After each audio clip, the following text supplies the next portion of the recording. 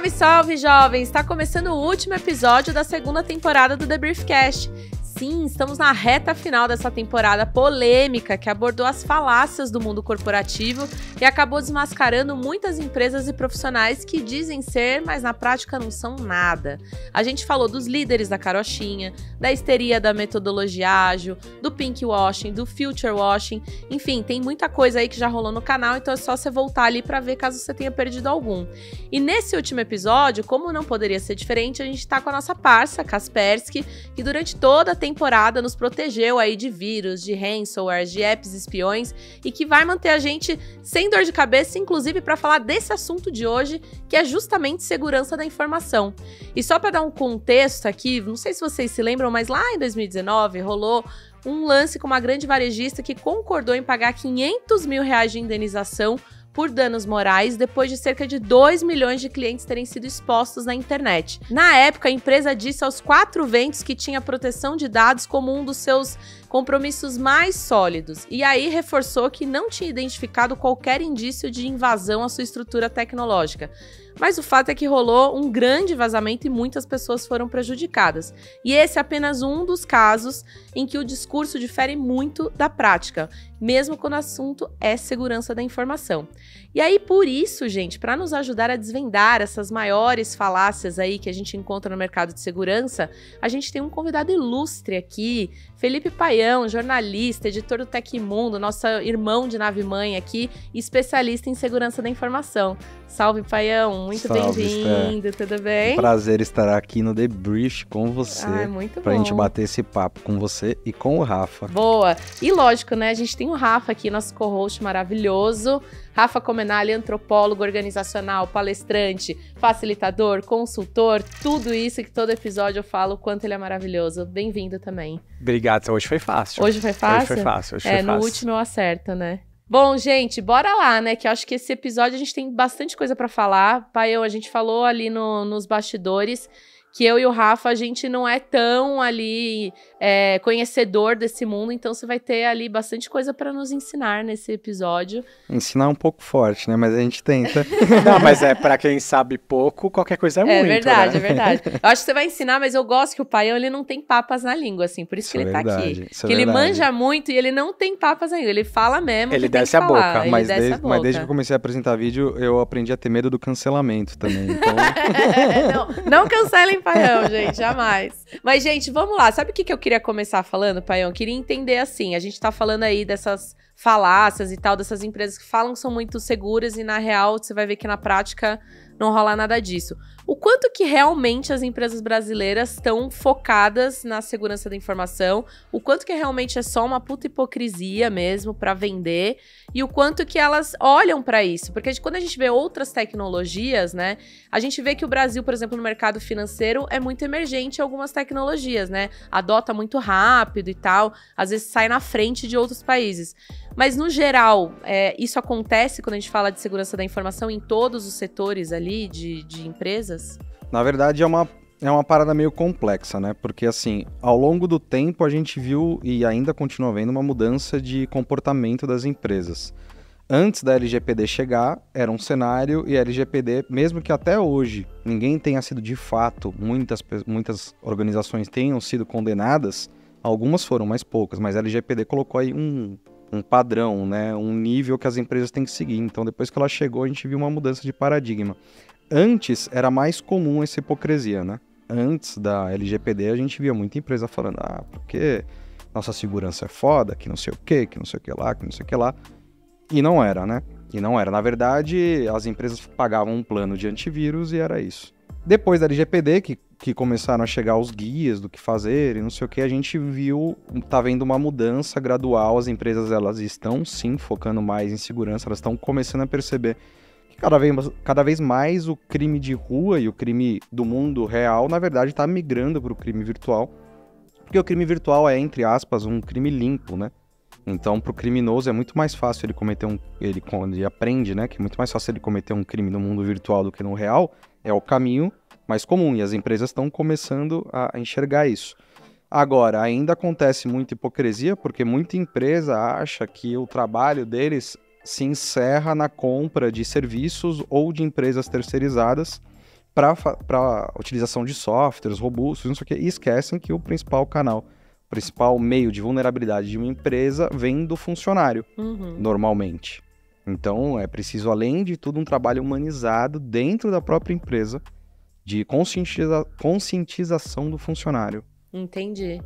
Mas, Paiana, deixa eu te perguntar uma coisa. Você acha que as empresas, no geral, entendem segurança da informação como custo ou como investimento? Porque a gente conversando mais cedo, a gente falou um pouco muito que as pessoas acabam sendo o maior problema nisso tudo, mas treinar as pessoas também custa.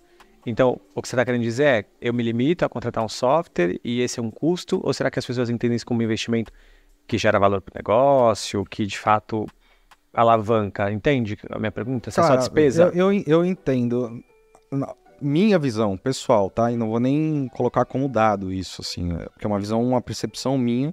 A maioria das empresas vê isso como um custo, né? Até pelo sistema econômico e político que a gente vive, é uma questão de custo, porque a empresa ela quer lucrar. Então, tudo que ela tiver que desprender um dinheiro, seja, entre aspas, um investimento, e ela acha que não é um custo. Só que com a LGPD, a conta começou a virar, porque às vezes uma multa sai mais cara do que um investimento em cibersegurança. Então, assim, para a maioria das empresas é um investimento no sentido de não ter algo pior no futuro. Então, querendo ou não, ficou meio confuso, mas elas enxergam como custo. Agora, a gente, ao mesmo tempo, está vendo, que nem eu citei antes, essa mudança de paradigma. Poucas empresas, mas cada vez mais, estão percebendo que é necessário investir nisso. Mas não só investir nisso, tem que investir no funcionário também. Então, poucas empresas estão... Aqui, por exemplo, vamos usar a NZN como exemplo. Eu estou nessa empresa há 10 anos. Recentemente que a gente começou a ter treinamento para funcionário. E eu estou aqui há 10 anos, e foi só agora que começou.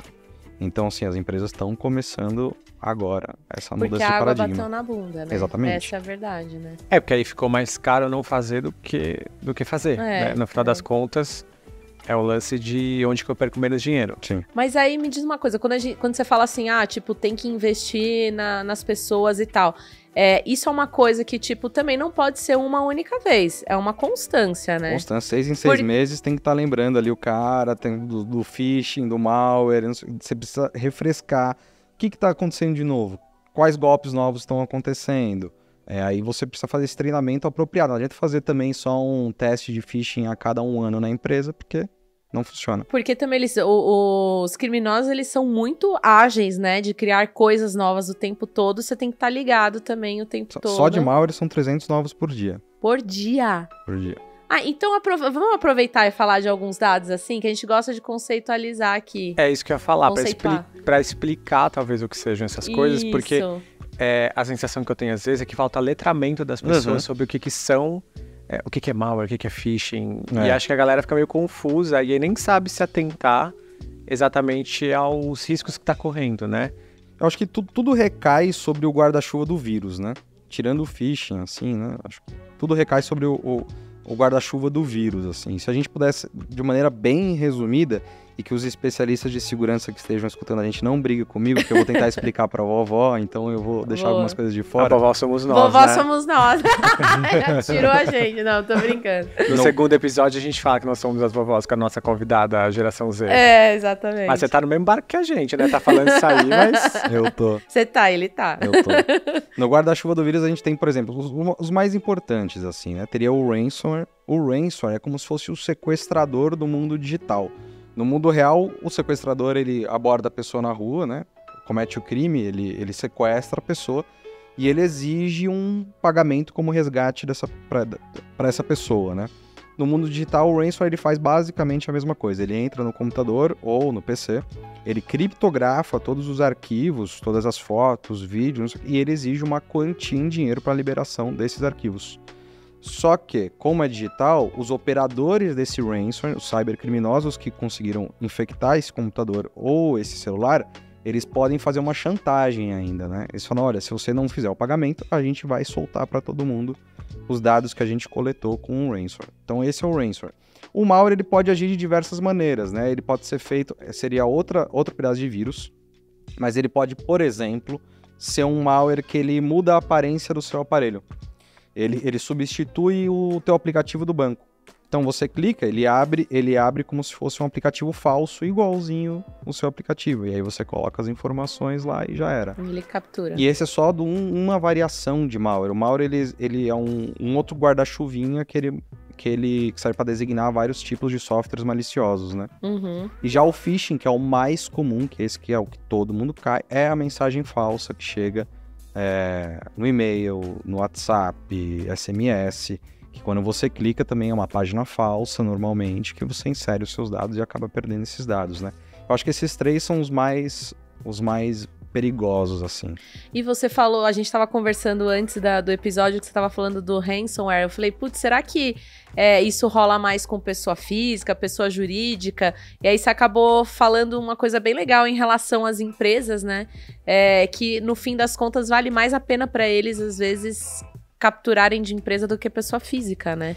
Porque pessoa física, assim, se você pegar um ransomware no seu computador, ele vai travar suas fotos de família, talvez. Não sei se você tem backup na nuvem, alguma coisa. Sim. Por exemplo, vou usar o meu exemplo, né?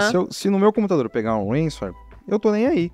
Porque tudo que é importante pra mim, eu deixo um backup na nuvem. Eu tenho uma outra... Não é que eu não tô nem aí também.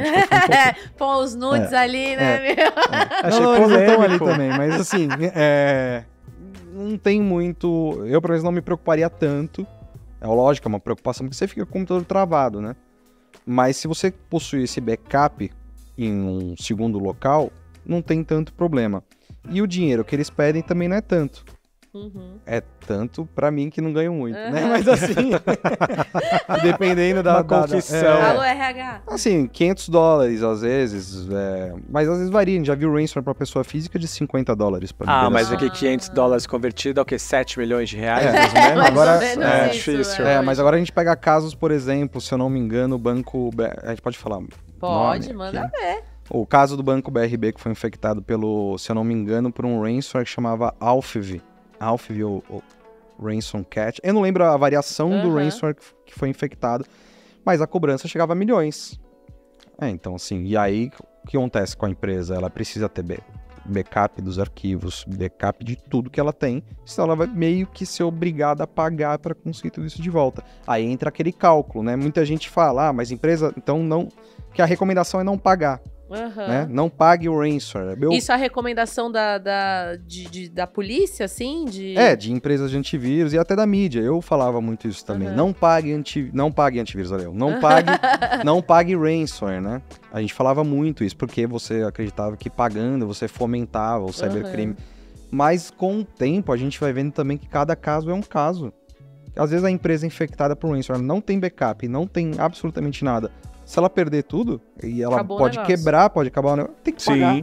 Sim, tem que pagar. Mas mesmo, por exemplo, mesmo se eles pagam, mesmo se eles não pagam porque tem backup, ainda existe o risco deles pegar as informações e espalharem, né? Existe. Então, teoricamente, deveria pagar para manter o sigilo dos dados dos seus clientes, né? Mas é muito doido quando a gente fala sobre cybercrime, porque existe como se fosse uma hierarquia dentro do cybercrime também. Existe reputação entre uma ética do cybercrime. Tipo, você pagou e eu não divulgo. Existe uma ética e existe uma reputação de grupos cybercriminosos. Por exemplo, tem grupos cybercriminosos de ransomware que eles já automatizam pro ransomware tentar infectar empresas.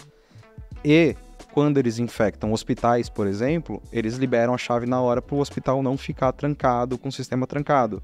Isso rola. Que loucura. Aconteceu no final do ano passado, o grupo Lockbit, que é um dos maiores que tem do mundo, eles infectaram um hospital infantil nos Estados Unidos. E o hospital infantil, não lembro como que caiu na mídia que o hospital foi infectado, alguma coisa. E eles disponibilizaram a chave para resolver a situação o mais rápido possível. Então tem essa questão da ética, né? Então, normalmente, empresas grandes são infectadas por os grupos cybercriminosos grandes.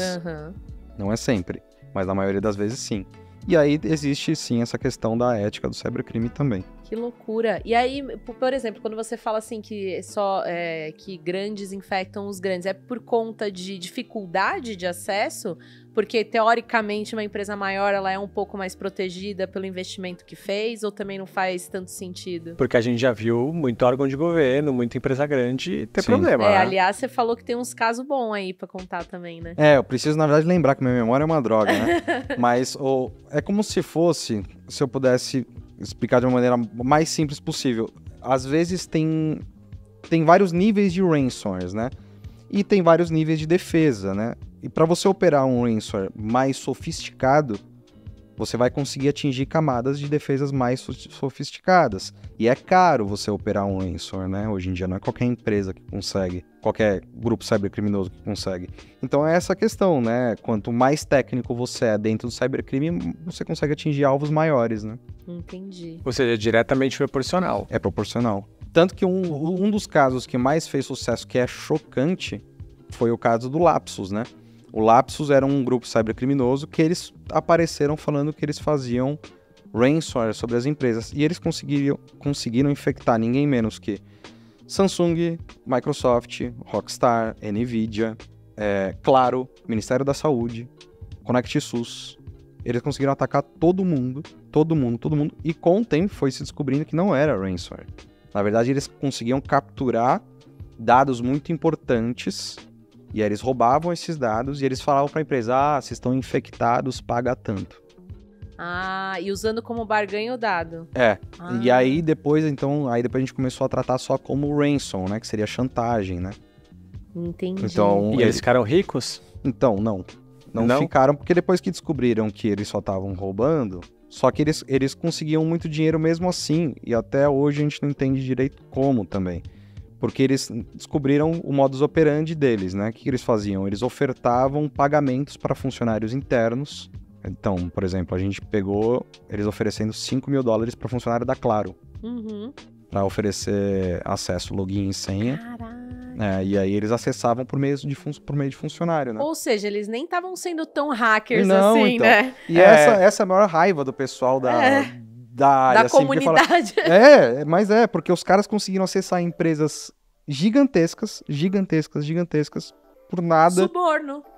A famosa corrupção ativa-passiva, né? Gente. Tradicional, velha conhecida. E o líder tá preso hoje, era um menino de 16 anos de idade do Reino Unido. Cara, mas aí faz muito sentido com o que você começou a falar no início do programa, que é sobre investir em pessoas, né? Porque se esse funcionário aí dessa empresa soubesse aonde ele estava se metendo, desde o início, talvez ele não tivesse aceitado esses 5 pau ali pra não, até tudo, até né? porque é possível rastrear qual foi o funcionário também que fez isso. Porque eu acho que o lance é esse, você passou seu login e sua senha, a partir do momento que alguém entrou com seu login e senha, já é meio sabem que... na hora quem foi que é possível. soltou, né? É meio possível. que o básico, né? O ABC de entender um mínimo sobre segurança, sobre rastreio, enfim, sobre... É possível. Que loucura. Ô, Paião, e a gente estava falando muito também antes do programa sobre o quanto que o brasileiro se importa com segurança. E até você falou um negócio bem legal, né, Rafa? Sobre segurança que não necessariamente é digital, mas que você já teve alguns casos também sobre segurança física mesmo, né? Acho que, para dar um pouco de contexto, né, para quem tá ouvindo, assistindo a gente, eu trabalho muito com indústria, né? E a indústria tem uma obsessão por segurança, né? Vou citar aqui especificamente a Vale, que é o lugar onde de fato me despertou essa obsessão por segurança. E eu trabalho com a Vale pós-Brumadinho, não trabalhava antes. E aí você vai percebendo que a gente não tem a menor cultura de segurança, a mesma cultura de seguros, né? Então, por exemplo, é muito comum se alguém levar a porta do seu carro, a pessoa ter seguro, né? Mas se você perder o braço... Não tem, né? Nenhum seguro. Pra você não seguro tem. Seguro de vida, né? Seguro de vida, essa coisa do planejamento, essa coisa de mitigar riscos, né? O brasileiro não é muito dado a isso. A gente é bom de improviso, mas a gente é muito ruim de projetar possibilidades, principalmente negativas, né? E aí, conforme eu fui trabalhando com essas empresas, você vai vendo que rotas de fuga são importantes. A gente nunca faz rota de fuga quando você come muito em evento, hotel, essas coisas, não faz rota de fuga. Mochila jogada no chão e etc, porque pode atrapalhar num incêndio, olhar por onde anda, e várias questões sempre de segurança. E que a gente começou a fazer esse paralelo, né? Porque o Paião até falou assim, mas o bandido, né, do virtual, ele vem de algum lugar. Eu falei, não, mas o elemento externo, incêndio, também vem de algum lugar inusitado e inesperado. E acho que isso deve ser pior ainda no ambiente. Porque aqui você tem EPI, você tem muito mais treinamento sobre vidas do que talvez sobre ativos digitais. E perder um braço vai ser muito mais impactante, às vezes, pro geral, né? Pra você dar um exemplo e começar a falar sobre o assunto, do que, às vezes, perder uma senha do banco, né? Você vai numa indústria, estamos há tantos dias sem acidentes. Eu nunca vi estamos há tantos dias sem uma invasão. Exato. Né? Exatamente, né? E deveria ter, né? Na verdade. Não. Deveria ter. Eu acho que a gente vai conseguir mudar isso ao longo do tempo, forçando a barra mesmo. Eu falo há muito tempo que, para começo de conversa, eu já acho que cibersegurança devia ser ensinada nas escolas. Assim, devia ser uma matéria, pelo menos que o aluno passe 6 meses tendo que lidar com isso, para entender, porque hoje criança de 9 anos tem celular na mão e tá suscetível, né? Nossa, total. E tá suscetível ao mesmo 100%. golpe que você tá. Mas você sabe que uma vez eu tava... Só um parênteses, desculpa te interromper. Então, Você sabe que uma vez eu estava vendo um estudo, uma pesquisa do Fórum Econômico Mundial sobre habilidades que deveriam ensinar para as nossas crianças sobre o mundo digital. Aí falava, persona digital e tal. E uma delas era cibersegurança. Que essa é uma habilidade, deve ter uns 3 anos, que deveriam ser ensinadas já para as crianças, porque no futuro todo mundo vai ter que lidar com seus ativos digitais de uma maneira muito mais ampla. Acho que a gente já vê isso hoje em dia, né? Acho que a gente já tem, enfim, uma imagem do que isso será. Mas justamente o que você falou, tipo, olha, isso aqui tem que ser ensinado porque vai muito além a minha empresa, meu trabalho e talvez de todos os dados. Porque aqui, né, eu que não sou expert no assunto, mas a partir do momento que a gente começa a pensar em cidades inteligentes, casas conectadas, Tudo internet das coisas no geral, inteligência artificial, cara, aí assim, hackeou tua casa, fez como, né? Acabou tudo, não entra em casa? Faz sentido esse racional? Não, faz total sentido, cara. Você precisa começar, eu acho que disponibilizar nem é a palavra, cara. Você precisa forçar a cibersegurança na vida das pessoas. Não tem mais jeito como fugir. Porque o que tem de caso de pessoa que sabe, que já leu, que já ouviu e continua caindo em golpes idiotas, continua passando por coisas porque você não espera isso acontecer com você. Tipo, eu que só tenho 2 senhas e repito as 2 em todas as coisas que eu uso. Você é o terrorzinho da TI. Eu sou. Ainda bem que a minha empresa... Ainda bem que eu sou o dono da minha própria empresa, né? Nossa, mas eu também só uso as mesmas senhas. E eu tô com o pai, eu conversando com o pai mas sobre aqui isso o tempo todo. eu falo muito, você usa coisa de filho, eu uso coisa de cachorro, certeza, óbvio. é. Bem Mas fácil. eu já passei por umas coisas também, eu sempre falo, caso de Ferreira, espelho de pau, né? É verdade. Mas, por exemplo, todas as empresas que possuem serviços de login tinham que forçar obrigatoriamente o usuário a ter um segundo fator de autenticação via aplicativo terceiro. Pra mim, isso tinha que ser uma regra de LGPD pra ninguém Nossa, deixar eu vi isso isso passar. pouquíssimas vezes na minha vida. Quem faz isso agora é o Mercado Livre. Por exemplo, conheço o algumas Mercado empresas Livre... que fazem. Então, você tem que ter isso, cara, porque hoje em dia a gente já sabe que o SMS não presta mais. Então, você ter um segundo fator de autenticação via SMS já é ruim. Já não... Porque o SMS ele tem uma falha estrutural de antena. Não tem como você corrigir a falha do SMS se você não mudar todas as antenas, basicamente. Mas o que pode acontecer com essa? É um papo muito técnico que eu não vou conseguir nem explicar agora, mas rola. Mas não Mas dá bom, rola. mas... Não funciona. Não funciona, gente. Não, fujam do SMS. Eu tenho uma pessoa ótima depois, se você quiser, pra falar exatamente sobre isso. O ótimo é que a maioria dos pins e dos códigos de confirmação que eu recebo são via SMS. É isso que me deixou em isso. pânico. Ou e-mail. Por isso que a gente sempre fala, o interessante é você usar o Google Authenticator, o Microsoft Authenticator, o Alt, que é outro aplicativo, e todas as suas contas, você migrar o segundo fator de autenticação para esses aplicativos. E é possível fazer? Gente, eu nem sabia que era possível fazer isso. Eu achava que era tipo assim, o que o serviço me dá de segundo fator é o que eu posso aceitar e acabou. Eu não sei como que é sempre na prática a governança, mas eu trabalho com uma consultoria às vezes, né? Eu sou parceiro de uma outra consultoria americana, muito grande e tal. E aí eu tenho que acessar o e-mail deles. Só que como eu faço coisas muito pontuais, que eles chamam para jobs muito específicos, muito especializados, muito grandes, eu tenho que ficar renovando a senha do e-mail, porque eles renovam todo mês, toda vez que eu vou entrar. E aí eu tive que baixar lá o Microsoft Authenticator lá para conseguir autenticar e acessar o meu e-mail. Eu acho que hoje todos os serviços nas configurações, eles oferecem você trocar o SMS por aplicativo terceiro. Ai, bom saber. Olha que dica Por maravilhosa. e-mail também é ruim? Receber por e-mail? Se você trancar a notificação que aparece no seu aparelho, na hora que você recebe um e-mail que aparece, se você tirar isso e você colocar uma outra senha para abrir o seu e-mail, aí tudo bem.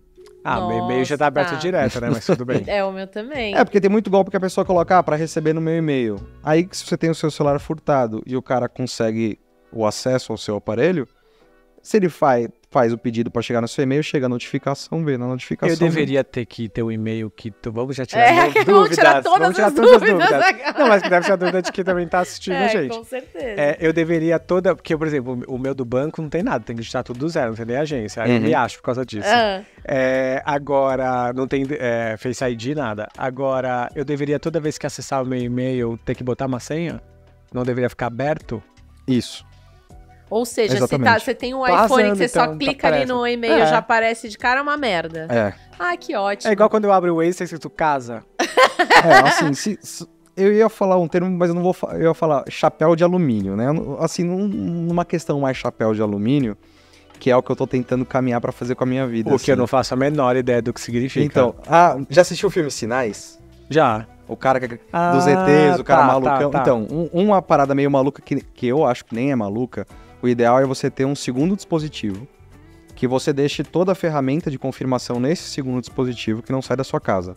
Eu tenho os de banco, eu tenho todos os meus investimentos, aqui tá tudo no que fica em casa, mas eu tenho que ter um do banco no meu móvel de todo dia, porque não tem como, aí eu não consigo viver. Mas aí se aquele celular que você tá fazendo de segundo fator ali, ele só fica em casa, você só pode fazer as coisas quando você tá em casa também, é isso? Sim. Porque eu já fiz uma época que eu deleto do banco, aí eu só uso, aí tem que fazer todo o registro de novo. Eu falei que não é um mundo muito ideal, né? Seria o mais seguro, uma das coisas mais seguras possíveis. Mas agora, Paião, olha só. Não é tão prático. Veja esse rolê. A gente tá aqui pensando em milhões de possibilidades da gente, como pessoa física, se proteger. Nem ser atacada, só se roubar o celular da gente, né? A gente tá num... Aí eu fico pensando, cara, talvez não seria parte dessa responsabilidade da empresa que tá prestando serviço pra mim, sabe? Ou como que você vê a responsabilidade em relação à segurança da informação? Vamos fazer um paralelo, levar isso pro mundo real. Tá. Pro mundo real. O governo é obrigado a te oferecer uma segurança, um policiamento na rua, não sei o que lá. Mas se você tá andando na rua à noite e vê um comportamento suspeito, você toma alguma atitude. Tá. Né? Você, sei lá, muda de calçada, você tranca a sua porta de casa. É a mesma coisa. Mesma coisa no mundo digital. Assim, as empresas, elas têm a sua responsabilidade, mas você também tem o seu papel de também se proteger, querendo ou não, porque a gente não vive num mundo perfeito, infelizmente, né? E você acha que, por exemplo, mesmo assim, sei lá, vamos supor que a gente chegue numa utopia em que as empresas estejam muito protegidas. Você acha que ainda assim vai ter criminoso que vai, por exemplo, só focar em pessoa física ali? Com certeza. Isso não acaba, né? Não acaba, porque a gente tá falando de uma questão que, pra gente não sofrer golpe, teria que acabar a criminalidade no mundo. Seria um mundo perfeito, né? Porque a gente tá vendo agora essa migração para o mundo digital, porque quando o bandido saca que ele não precisa puxar o cano para alguém na rua e ele pode praticar um golpe e ganhar 5, 6 vezes mais dinheiro sentado no sofá da casa dele... Por que não, automatizar, né, a parada. E é muito legal, eu queria que você contasse um pouquinho do Realidade Violada, porque o Realidade Violada foi um documentário que o Paião fez, já tá na segunda edição, e na segunda edição eu lembro que você conversou com um cara que o menino falava justamente isso, né, que ele não se sentia criminoso, né? Ele não tinha essa sensação um crime sem rosto, né? De que ele era um criminoso, né? E não tem violência. Até tem uma violência. Tem uma violência dados, né, que ele não vê. Mas não é uma violência. Mas ele não. O cybercriminoso muitas vezes não sente essa violência porque ele não vê o outro, né? Pode ser meio ingênuo falar, mas na rua o cara vê o rosto de quem ele tá. Sim, ele não humaniza, né? Ele tá humaniza, tem uma forma humana, né, ali. Agora, digitalmente isso não existe, né? E às vezes o cara automatiza e vai fazendo isso por bot. Então, ele só vê número. Televisão, né? Pra ele é um número ali, é o que tá rolando, é um número. De vez em quando a gente vê uns casos engraçados de golpista que faz golpe no WhatsApp, aí vê que é uma velhinha, uma vovó caindo, e o cara fala, pô, vó, não vou assaltar você, e não sei o quê. Mas, assim, são raríssimos os casos, né? Que é tudo número. O Realidade Violada é uma série documental do Tecmundo que aborda cibersegurança e cybercrime, que a gente tenta mostrar... Cada episódio a gente fala sobre um tema e a gente tenta mostrar todos os vieses e ângulos desse tema, né? A gente tá rodando agora o 3º episódio. O primeiro episódio a gente falou sobre golpes de cartões de crédito. O segundo episódio a gente falou sobre centrais do crime, que e aí envolve também golpes de cartão de crédito, mas outros golpes também. E os dois estão de graça, gratuitos no YouTube. E são assistir. Muito, muito bons. Inclusive, ganhador de prêmios. Ganhamos prêmio de jornalismo da América Latina. É, muito legal. De jornalismo da América Latina. E teve mais alguma outra coisa que eu não tô lembrando agora. Mas estão muito legais os episódios. Não, muito bacana. Bom. Ô, Paião, sabe o que eu queria saber? Se você consegue identificar sinais de que uma empresa tá praticando washing ali, essa hipocrisia quando a gente fala de segurança da informação. Tipo, sei lá, uma empresa nova aí do mercado que você vai trocar uma ideia, às vezes até entrevista mesmo, fazendo alguma coisa pro tech, e você já se liga, tipo, esse daí tá falando, mas na verdade não é nada seguro. Se a empresa já não oferece segundo fator de autenticação, já é um washing total. Ou seja, praticamente todos os lugares que eu conheço. Já começa por aí, né? Sim. Já começa por aí. E aí, como que ela armazena essa senha? Aonde tá, né? Como que ela armazena? Onde que tá? Porque não adianta só falar. É legal ser mais claro sobre onde tá, como que armazena, como esse dado é tratado, como ele é cuidado. E às vezes a empresa só fala, a gente cuida muito bem dos seus dados, mas não explica nada também. E você acha que todos os tipos de empresas do meio digital tem que ter esse mínimo ali de tipo segundo fator? Porque assim, sei lá, a gente usa quantos serviços por dia que a gente coloca uma senha, até, sei lá, uma compra de uma bolsa, né? Que às vezes eu nem coloco o cartão, eu gero um boleto. Isso precisa, assim, são todos os níveis? Queria até adicionar a nossa pergunta. Quando que isso vira burocracia? Quando que isso vira uma trava? Ou é um preço a se pagar? Um preço a se pagar. Tá. É um preço a se pagar, porque eu acho que todas tinham que ter pelo menos uma empresa terceira, ou uma equipe própria de cibersegurança, ou uma equipe terceirizada, alocada. Precisa dessa burocracia, precisa ter. Por exemplo, você nunca vai ver um hospital sem segurança na porta. Você nunca vai ver nenhum lugar importante, o palácio do governo sem a polícia ali ao entorno. Então, assim, a gente precisa ter segurança querendo ou não. Ninguém entra num prédio corporativo, num lugar sem se identificar na portaria. Então, a gente tá falando mais ou menos a mesma lógica. O maior exemplo que a gente tem para qualquer empresa são os bancos. Os bancos, eles, ao longo dos anos, eles foram se transformando em fortalezas digitais, né? Ao longo dos anos, eles foram... Então, você tem os melhores profissionais nos bancos, você tem as melhores empresas envolvidas de cibersegurança com os bancos. Porque é onde tem mais dinheiro e eles guardam o dinheiro de todo mundo. Sim. Apesar dos bancos também vacilarem, né? Porque muita coisa, os bancos se tornam grandões e aí eles deixam um pouco da cibersegurança para você também. Né? Mas... só te manda um recadinho, olha, não pedimos senha, não mandamos e-mail. Mas, então, nesse sentido, as empresas têm que, querendo ou não, olhar mais para como que o banco faz a segurança dele. O ideal era... É um bom segmento para ficarem de olho. Exatamente. A gente falou um pouco de como que a empresa deveria capacitar, desenvolver as pessoas que trabalham lá, né, para cibersegurança. Agora, o quanto será que as empresas deveriam também capacitar os seus clientes? Pegando o exemplo do banco, né, o banco nunca me ensinou exatamente ao que eu estou exposto, quais são as consequências de eu, por exemplo, deixar eu tirei o Face ID porque falaram, olha, é melhor, é menos arriscado, mas não deixa a sua agência. X, não foi o Itaú que te falou, o fulano que te falou. Não que o meu banco seja Itaú, porque eu gostaria do patrocínio do Itaú, mas o meu banco é o Itaú. Isso, nunca me explicou, falou, olha, a consequência é essa, a boa prática é essa. Eu não tenho nenhuma orientação, eu tenho no máximo, olha, o banco não manda e-mail pedindo não sei o quê, esse tipo de coisa muito básica, que só acaba caindo quem tá menos conectado com isso. Meu pai fez um anúncio no iCarros e alguém mandou pra ele, me passa um código, vou te passar um código. E aí passou. E obviamente ficou sem WhatsApp, essa coisa toda. É o golpe do pedir dinheiro, né? Tipo, eu tô com uma dificuldade, paga uma conta pra mim. Enfim, aquele golpe básico do WhatsApp. Mas enfim, voltando. Porque se a gente pensa em responsabilidade social, isso não deixa de ser responsabilidade social? De você ensinar o seu cliente, Isso, ou eu tô querendo muito? Não, eles vão ser obrigatórios. Tanto que é um movimento que, como eu falei lá no começo, tá começando agora, assim, né? Devia ter muito mais. Mas, por exemplo, o próprio Itaú, fazendo as propagandas na televisão da mulher atendendo o telefone, da velhinha, do cara, do não sei o que. Eles mostram todos os cenários, todos os arquétipos possíveis. Eles mostram mulher, mostram homem, mostram velhinha, mostram criança atendendo o celular. E caindo numa tentativa de golpe e mostrando... não, meu banco me falou que isso, não sei o que lá, não sei o que lá. E eu achei maravilhosa essa propaganda. Nossa, eu não vi isso, Também gente. Não vi, mas que legal isso, aberta, sensacional talvez, né? mesmo. Porque eles atingem todos os arquétipos da sociedade e mostrando recebendo uma tentativa de golpe e o que eles podem fazer para não cair nesse golpe. Então eu achei essa propaganda do Itaú massa demais, assim, elogiando um banco. Hein? Isso aí é raro eu fazer. Mas a gente pode ir pro outro lado também, se quiser. Não, vamos falar bem, porque eles podem patrocinar a gente. Então vamos falar bem. Não, mas o pai, eu falei, ele não é desse time, não. Ele é do time Fala a Verdade a qualquer custo. Então. Mas... Eu já vi do Bradesco. Então, Itaú, aí já vi do Bradesco. Itaú, se eu não me engano, foi o primeiro. Aí os outros bancos, que bom, começaram a copiar. Porque muita gente fala, não, eles já fizeram, eu não vou fazer. Acho que do Banco do Brasil também já pegou alguma coisa nesse então sentido. tem que fazer. Eles têm... não é nem... É uma responsabilidade total, né? É que se a gente pudesse entrar pro outro lado... Não, eu não vou entrar por esse lado, não. Pode entrar. Não, vamos entrar por Não, todos a gente os tem lados. a questão que o banco também tem a questão do seguro do golpe, né? As taxas que ele embute pra pessoa pagar. Eu pago então, seguro assim, de valores Você nunca vai ver o participação. banco perdendo dinheiro de verdade.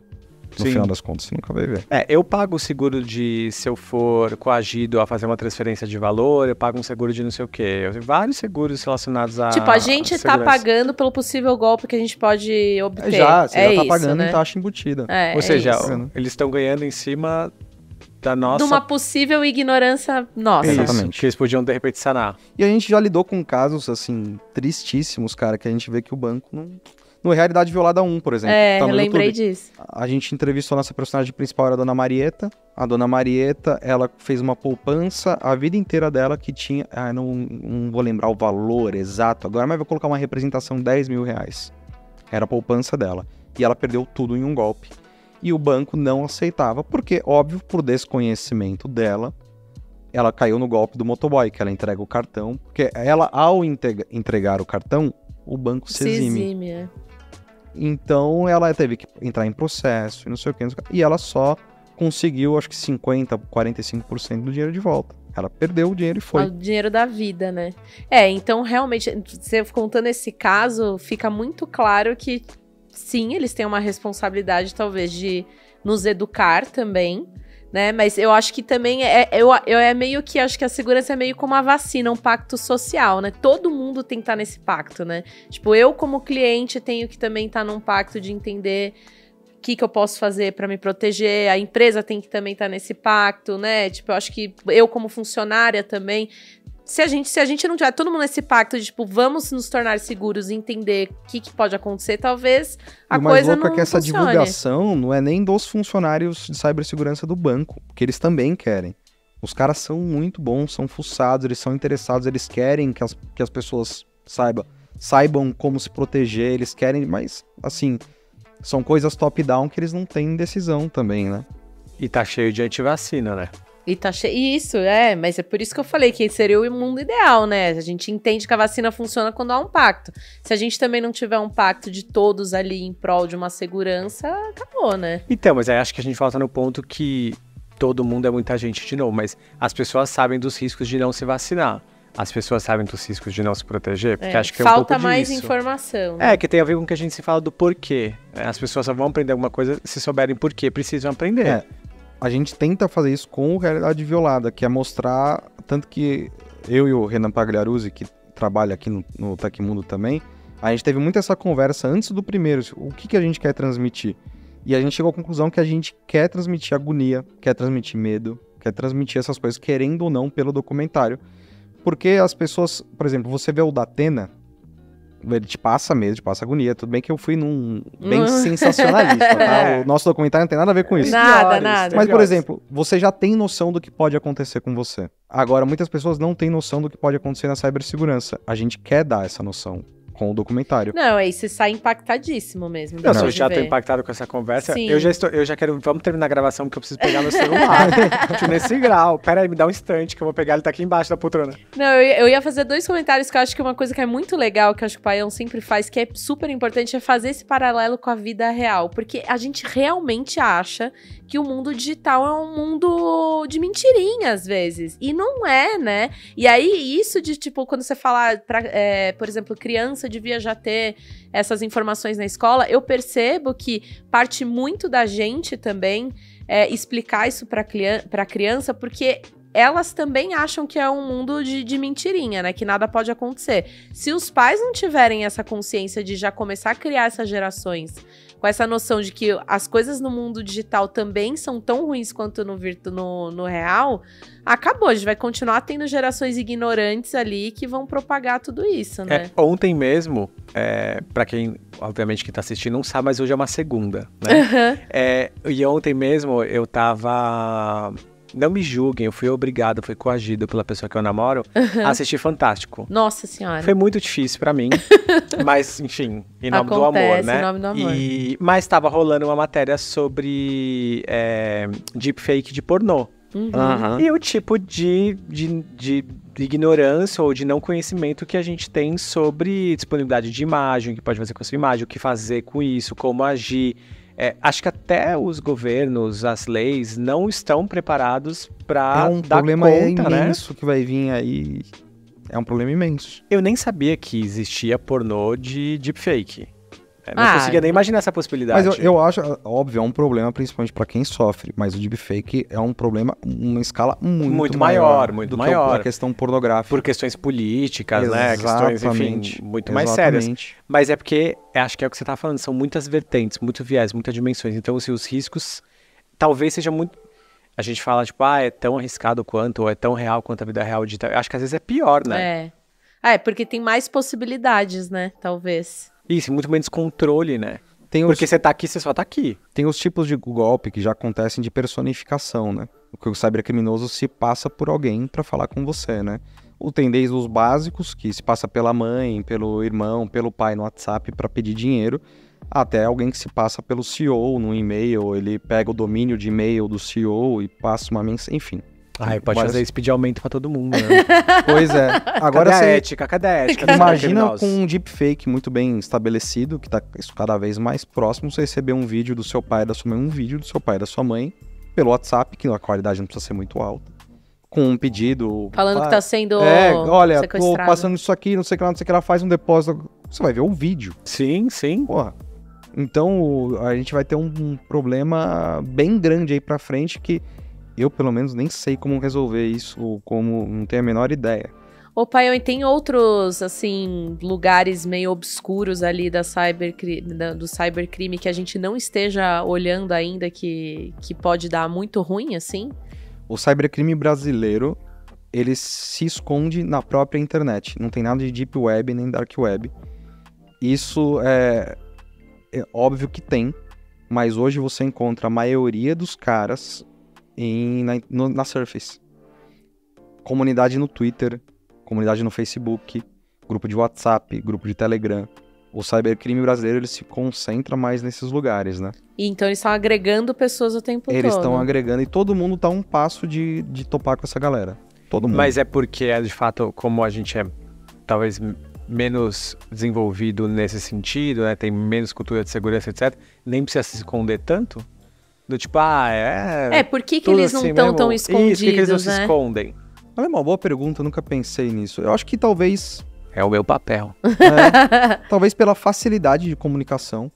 Que é muito mais fácil você se comunicar com outro pela Surface. Né? Sim, do que claro, você ir pra Deep Web e ir pra um fórum e não sei o quê. Meu Twitter é meu Twitter, né? Mas é também porque as nossas autoridades não estão de olho e... Eles estão de olho até. E mesmo assim não caçam aqui.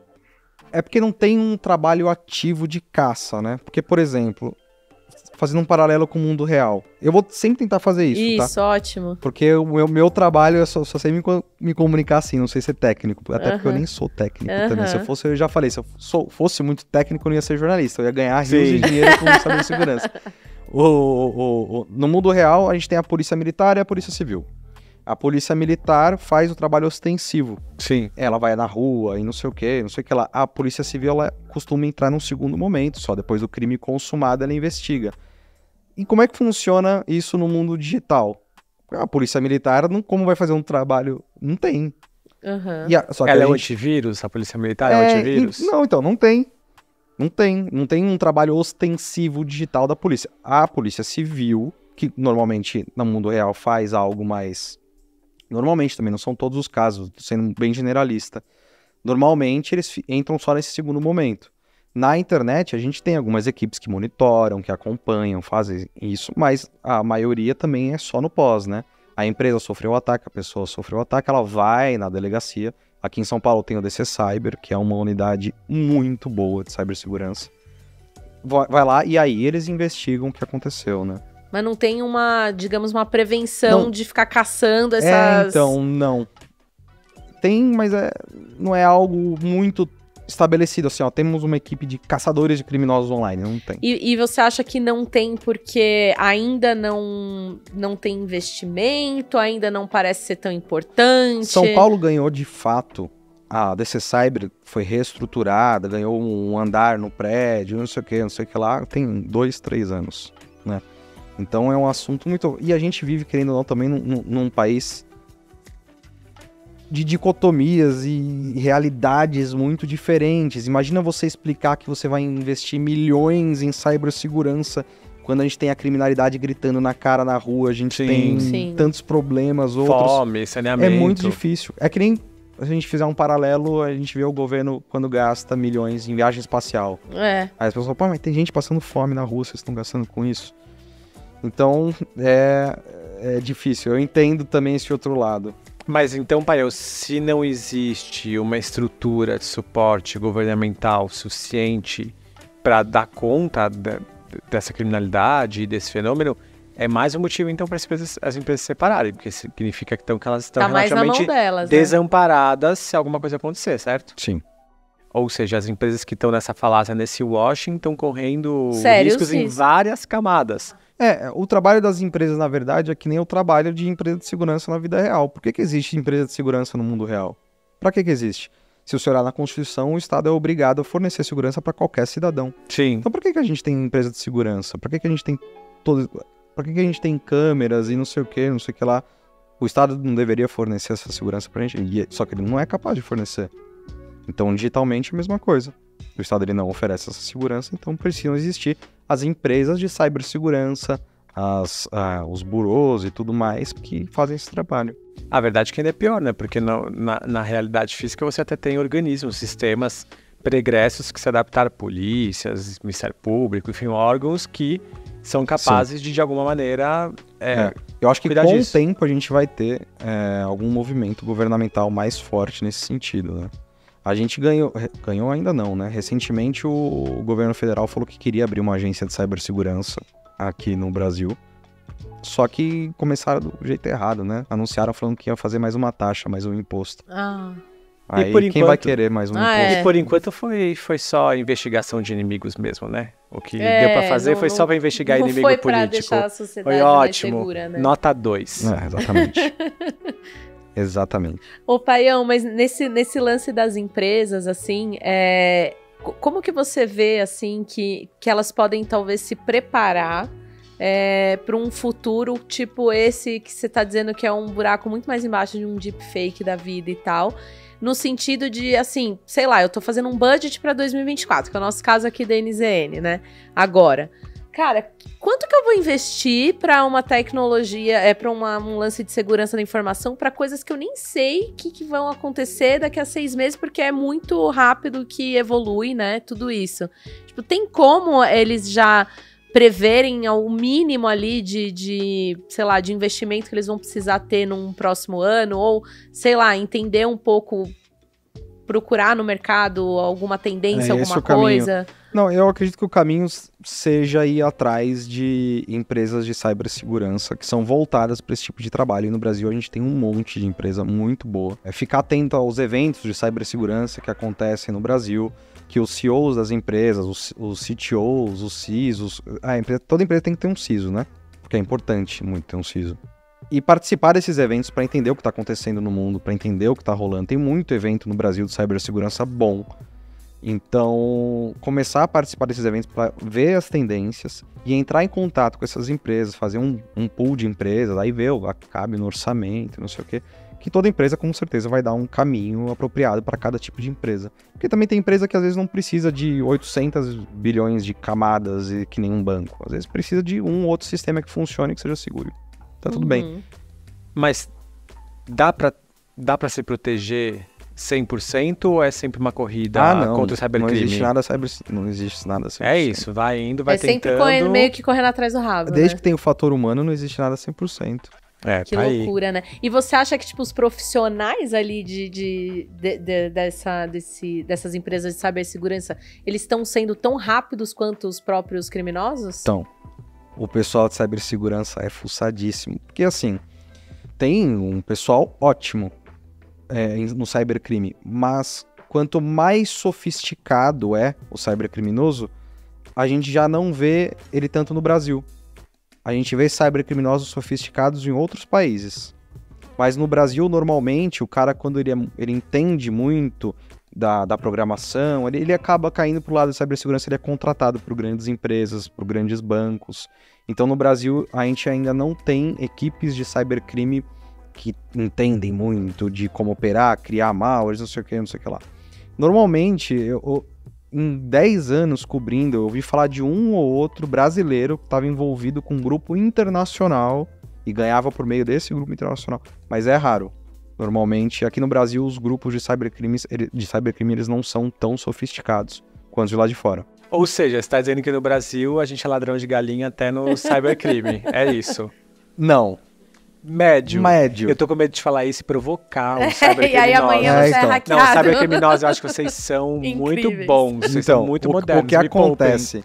Eles não são, talvez, tão sofisticados, ou seja, lidar com malwares e ransomwares de difícil aplicação, e não sei o que lá, que atingem empresas enormes. Só que o cybercriminoso brasileiro é o mais vida louca do mundo. Ah, é, né? Porque o que ele cria de golpe, esqueminha novo e não sei o que lá novo, e toda hora tá pintando um esqueminha. Criativo. Uma criatividade, a criatividade pro mal dos caras, um negócio absurdo.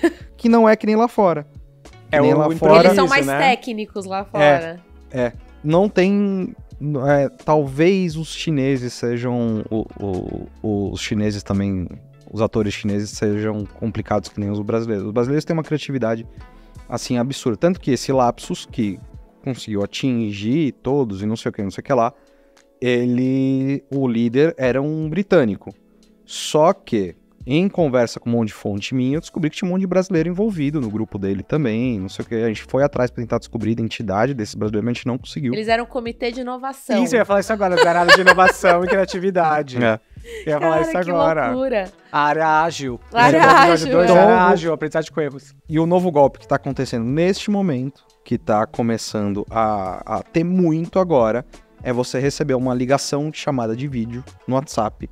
E você atende, e quando você abre essa ligação de vídeo, tem uma imagem, um nude, alguma coisa de uma criança. E aí o cybercriminoso printa e te ameaça como se você tivesse ter sido pego praticando pedofilia. E, tipo, gente, que loucura. Então, olha a criatividade do... Meu é muita Deus, criatividade. Nossa, é muita mal criatividade. horroroso. Exatamente. E como até você falar que não era isso que você tá... Entendeu? É uma coisa muito complicada. Nossa, e a gente tava falando aqui agora, né, que a gente deu uma pausinha, eu queria relembrar o que eu ia te perguntar, porque quando você falou assim, os caras aqui no Brasil começam no crime e aí eles vão se sofisticando, ficam tão bons que aí eles são contratados e vão pro lado bom, digamos assim. Cara, isso não mostra muito o quanto que o brasileiro ou o Brasil, no geral, não dá valor pra segurança? Porque o cara precisa começar no crime pra aí se profissionalizar e realmente se tornar um cara pica ali no mercado. Não daria pra fazer o caminho contrário, né? Eu acho que tem um pouco disso, sim. Falta, obviamente, esse investimento inicial, essa oferta inicial. Mas isso acontecia muito mais no passado porque a gente não tinha cursos apropriados, a gente não tinha faculdades voltadas pra isso, a gente não tinha... quase nada, então as pessoas tinham que aprender muito na raça, né? E aí elas aprendiam, querendo ou não, cometendo crimes. Ou aquela área meio cinza, assim, né? Do que é crime e do que não é. Mas hoje em dia a gente já tem bastante curso, bastante até curso no YouTube, de graça, pro cara, se ele quiser. Hoje ele tem mais ferramentas para não começar essa caminhada no crime. E tem cursos para também entrar no crime? Tem. Claro, né? No mesmo YouTube deve ter vários vídeos. Sim. Na verdade, não é não seria tipo curso pra entrar no crime, né? Uhum. Sim, mas é ensinando o golpe. Você encontra muito vídeo. Como fazer o esquema Pix, o esquema não sei o que lá, você vê um monte. E aí, isso também me leva a uma pergunta, que quando a gente vê que, sei lá, a pessoa tem 2 caminhos, né? Ele pode entrar no YouTube e aprender sobre golpes, ou ele pode entrar no YouTube e aprender sobre como ajudar uma empresa a ser mais segura. Se o cara vai pro lado do crime porque ele vê que faz mais sentido financeiramente, talvez a gente também não tenha essa questão financeira muito clara aqui do outro lado, né? Se as empresas, elas pagam bem? Pagam. Elas estão realmente, né, pagam. fazendo... No mercado de segurança, de cibersegurança, muito difícil alguém escolher caminhar no cybercrime se tiver a do lado sem ser crime, né? Na verdade, eu acho que a gente pode abrir isso também para o mundo real, para outras questões, né? Eu pelo menos acredito que muita gente que está no crime é porque não teve, talvez, a condição de ter um trabalho digno, com um pagamento digno, e não é passando a mão na cabeça de bandido, nada disso, mas eu acho que a falta de oferta também é um dos agravantes do crime. Óbvio, é a sua referência de sucesso. Exatamente. Então acontece a mesma coisa. É a mesma coisa. Só que os salários de cibersegurança são ótimos, costumam ser muito bons. Mas aí eles são muito bons em todas as empresas, ou nas empresas que realmente estão ligando para isso. Porque se a gente chegou à conclusão aqui de que existe um washing da cibersegurança e de que as pessoas não estão sendo devidamente treinadas, as empresas não estão adequadamente preparadas, esses bons profissionais estão em várias dessas empresas e eles não conseguem talvez desempenhar suas atividades na sua plenitude por questões de investimento, culturais, ou eles estão realmente nas empresas que estão mandando muito bem? Eu não tô pagando pau para profissional de cibersegurança, mas eu nunca vi um pouco, né? Mas talvez eles mereçam. Talvez eles mereçam. Mas eu nunca vi um cara desinteressado, alguém desinteressado que trabalha nessa área, assim. Normalmente, como os empregos todos pagam bem, então eles têm as ferramentas para fazer. O que precisa é que as empresas que ainda não têm comecem a fazer. Mas isso pode gerar o problema que você está querendo trazer. Que é o do cara que não sabe muito. Do cara que tem um conhecimento muito grande, mas vê que a empresa tá nem aí também. Aí ele tá lá para fazer número. Isso, é contratado como o salvador da pátria. Exatamente. Eu não sei, sendo muito sincero, eu não tenho essa informação se isso já acontece. Eu não tenho, porque o meu lado não é tão corp. Eu não entendo tanto desse corp da cibersegurança. Mas eu acredito que ainda não exista isso. Mas pode ser um problema que venha a surgir, porque isso existe em outras áreas, né? Isso, eu te fiz essa pergunta baseada na minha experiência de estar nas organizações. Exatamente. A gente falava aqui no episódio sobre agilistas. Aí você contrata uma pessoa incrível, que foi agilista, que trabalhou onde fez, aconteceu. Aí eu boto ela aqui e falo assim, pronto, ótimo, você tá aqui, tô te pagando super bem, e resolve esse problema pra mim. Então, é que eu tenho visto que normalmente, em vez de contratar uma pessoa, se contrata uma empresa terceirizada. Tá. E aí pronto, ela larga na mão da empresa terceirizada. Mas muito similar. Contrata uma agência publicitária, pronto, resolve pra mim todo o meu marketing. Acabou, então, se vira. Então. Mas eu não sei, não consigo ir tão a fundo nessa questão contigo, porque não é muito a área que eu tenho conhecimento. Não é a área que eu entendo muito. Mas acho que a gente consegue projetar justamente de que se acontece num lugar, acontece em vários outros. Com certeza. Até porque daqui a pouco eu imagino que com esse olhar de LGPD, vida após LGPD, eles vão, como ele falou no começo, vão ser obrigadas cada vez mais a contratar mais pessoas e mais empresas terceirizadas. E aí a gente vai entrar nesse ritmo das outras Ainda mais porque agora áreas, que a gente tá começando a ver as multas começarem a sair, né? Eu ia te perguntar isso, assim, sobre o lance da LGPD. Você acha que, foi bem construída a parte ali de segurança da informação? Você acha que tem algumas falhas ali? Como que você viu isso? Toda vez que você fala LGPD, eu tenho vontade de pensar LGBT. Tá? Mas muita gente aí erra, na minha cabeça faz QIAP+, mas tudo bem, é só pra falar. Toda vez que alguém fala Caetano, você pensa Veloso? É mais ou menos o que tá acontecendo. Eu acho que ela foi muito boa construída, até porque ela foi baseada na GDPR, né, a lei europeia. Só que a gente precisa ver essa lei sendo aplicada, querendo ou não. Porque as multas que vieram por meio dela até hoje foram baixíssimas. E os casos passados, a gente também não viu algo tão legal que cause um impacto necessário, talvez, para a empresa aprender ou para os clientes entenderem de fato o que aconteceu. Tão legal, na verdade, é tão ruim, né? Legal, não legal de jurídico, legal de legal. Legal que nossa, esse aqui arregaçou. Eu vou dar o exemplo, o caso do Banco Inter, né? Em 2018, o Banco Inter vazou, eu não lembro direito, 20 mil, dados de 20 mil funcionários, não, clientes. Acho que todo mundo lembra um pouco dessa polêmica. E aí a gente publicou a notícia, o banco ficou negando. O banco negou. E aí o Ministério Público entrou na jogada. Aí o Ministério Público entrou na jogada, começou a analisar o material, falou, não, gente, vocês vazaram, tá aqui sua multa. E o banco pagou 1,5 milhão. É muito pouco. Não é nada pro banco. Ah, não é nada? Essa multa é baixa? E eles não foram nem obrigados a fazer declarações, a avisar pro cliente o que aconteceu e não sei o que. É, porque na LGPD tinha umas coisas assim, né? Você tem que avisar os clientes não sei quanto tempo, tem que dar reporte. Eu lembro de ter umas coisas assim, né? 1,5 milhão para um banco não é nada.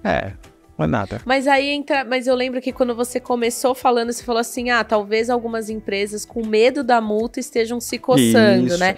Então, mas se a gente ficar mais muito tempo sem ter multas relevantes, ninguém vai se coçar no fim das contas, Isso, né? porque 1,5 milhão para investimento em cibersegurança não deve ser muita coisa, né? Imagino eu.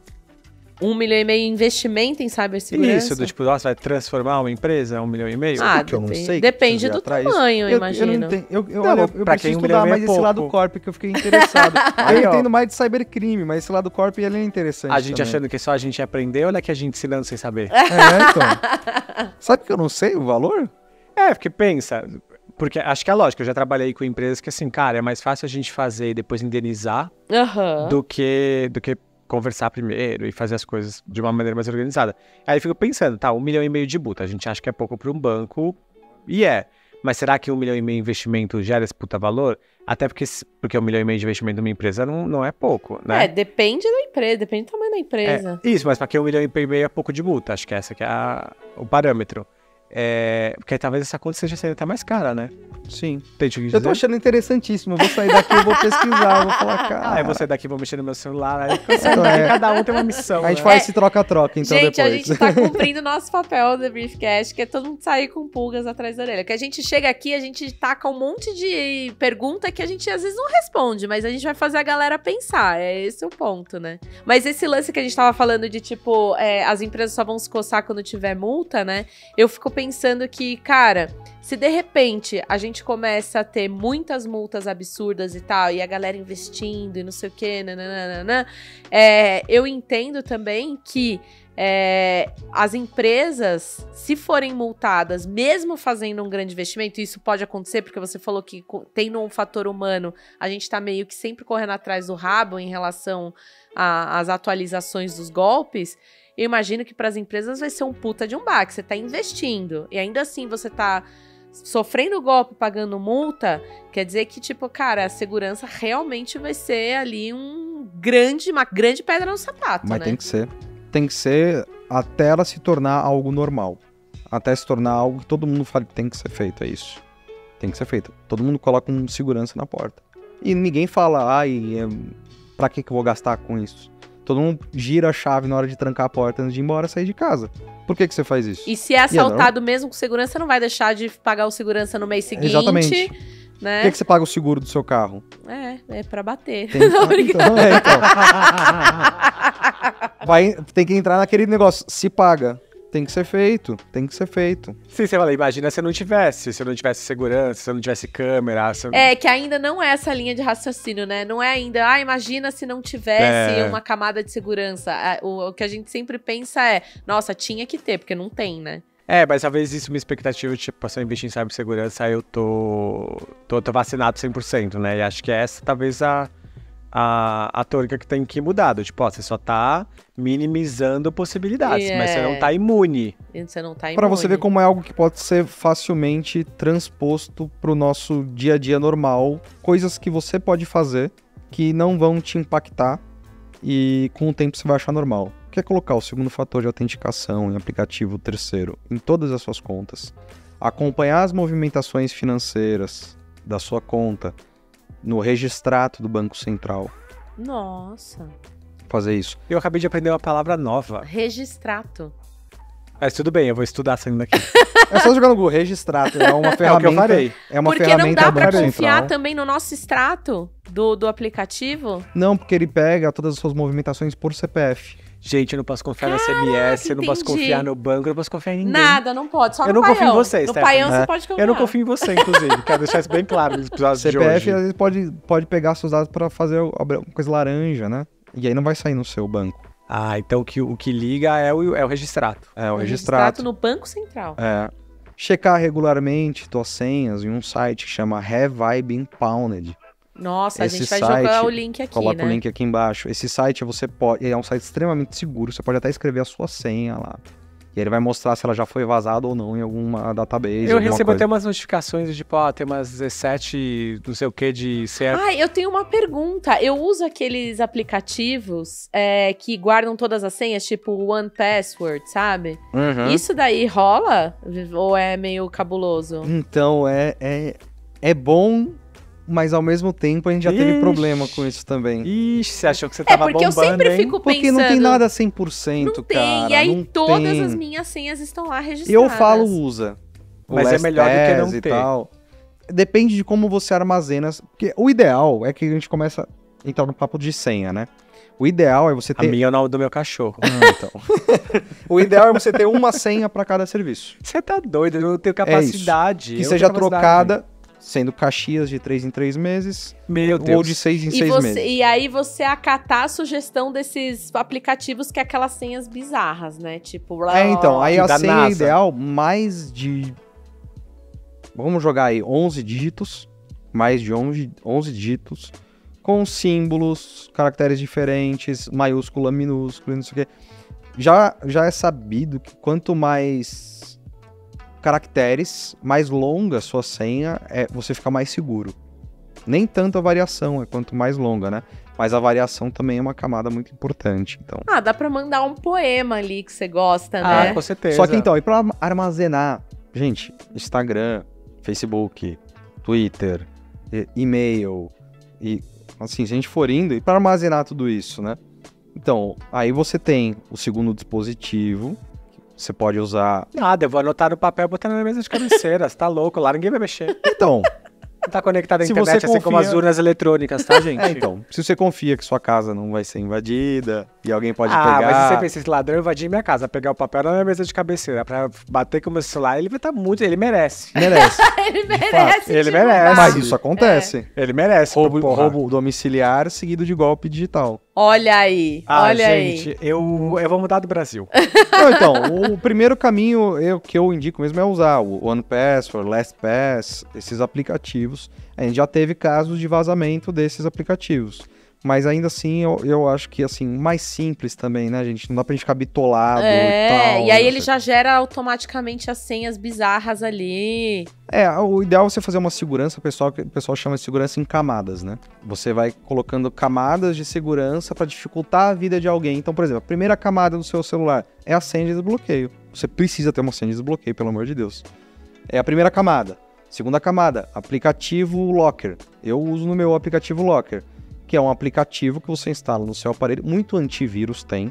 E se eu não me engano, a Kaspersky tem, o aplicativo deles tem também, que é o App Locker, que é você seleciona os aplicativos que se você clicar, tem que colocar uma outra senha. para aquele isso aplicativo. Ai, pô, isso é Então, se eu demais, colocar do hein? banco, eu tenho que ter S, depois é do banco. Exatamente. Gente, eu vou abaixo. Vocês me aguardem.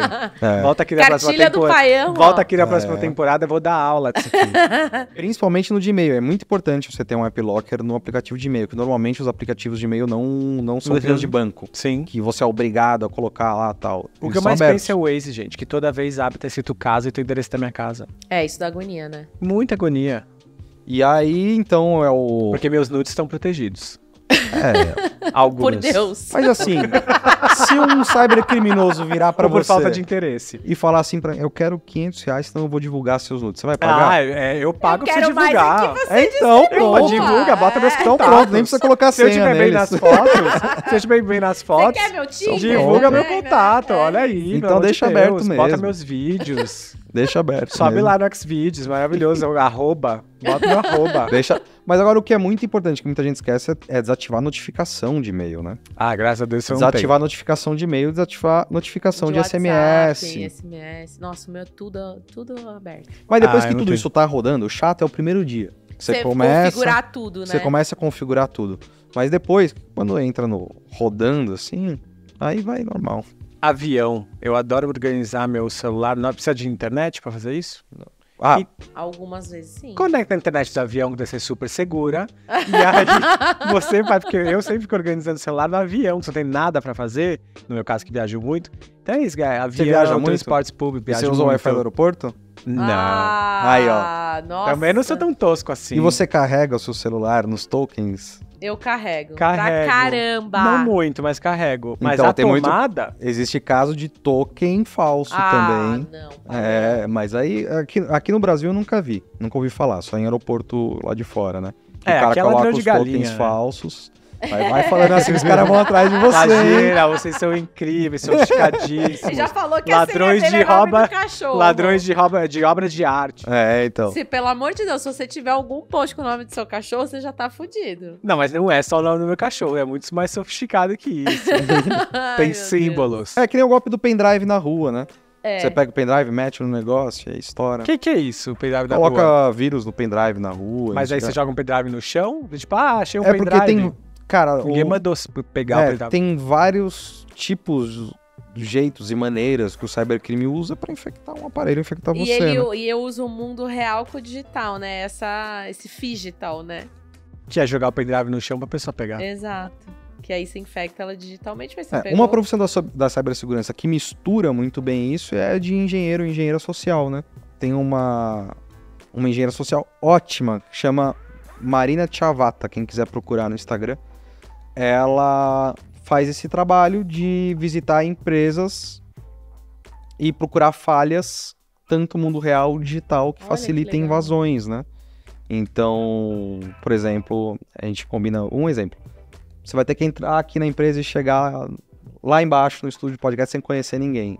E ela vai tentar, de um jeito, e ela usa várias técnicas, tanto reais quanto digitais, para tentar ter sucesso nisso e mostrar quais são as falhas da sua empresa.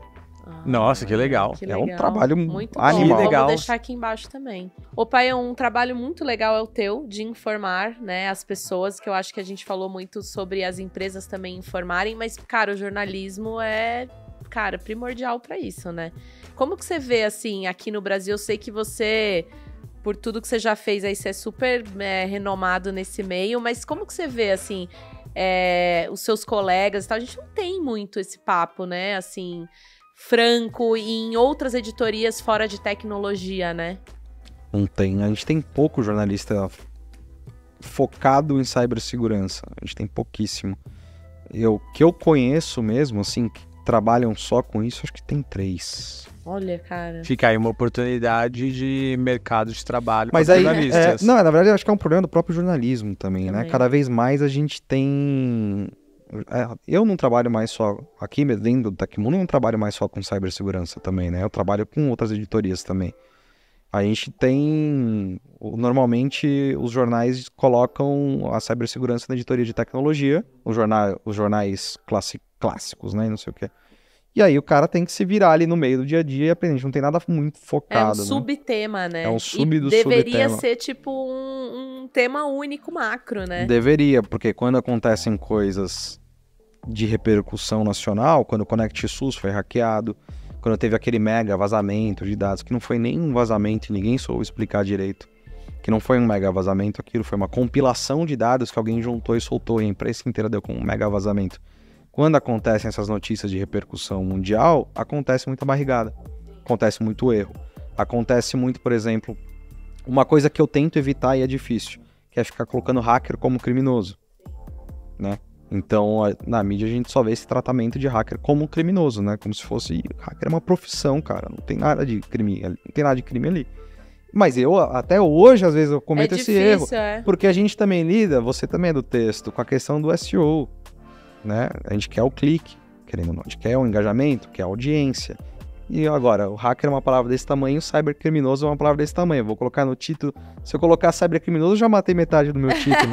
É verdade. Então tem essas questões também. Não, e até explicar que, né, tem o hacker, vai pro bem e pro mal, né? Tipo, sei lá. Você que é que nem tem o policial bom, o policial ruim, tem o jornalista bom, o jornalista ruim, tem... É isso. Antropólogo acho que só tem bom. É ridículo, psicanalista também. Fechou. Criminoso pode ter em toda a profissão, né? Também, Pode ter. Ô Paião, eu queria que você contasse, sabe o quê? Quando você foi lá, ele foi no Bial uma vez, e você foi contar sobre um caso também que foi bem de repercussão ali. Você foi falar geral, mas você também falou de um caso ali.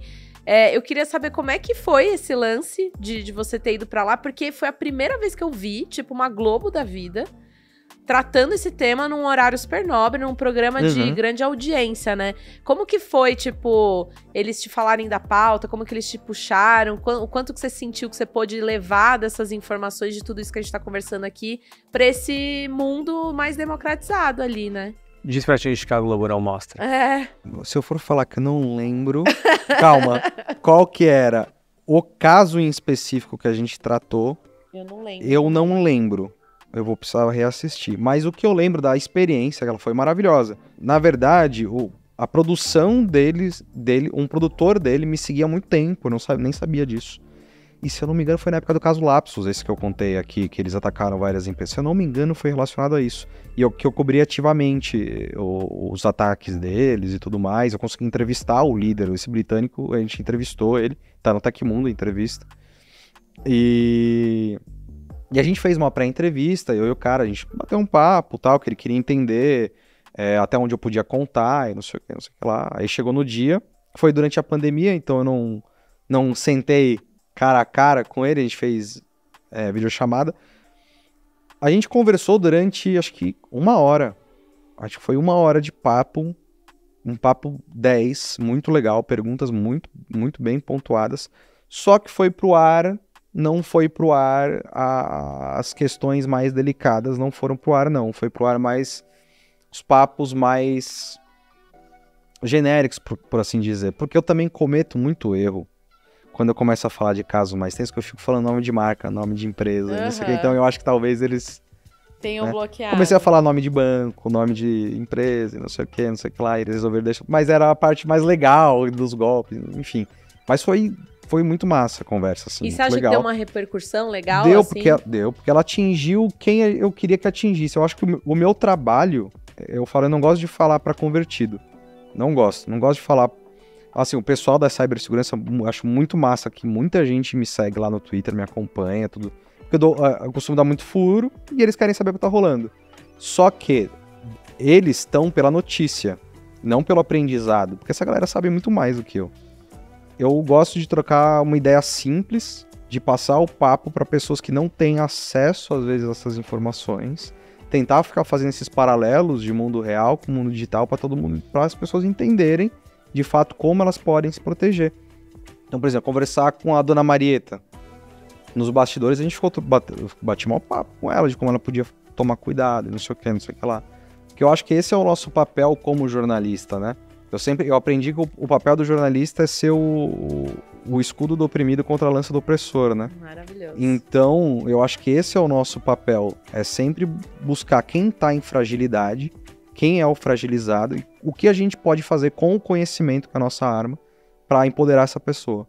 Então é esse trabalho que eu sempre busco fazer na minha vida, só que dentro da cibersegurança.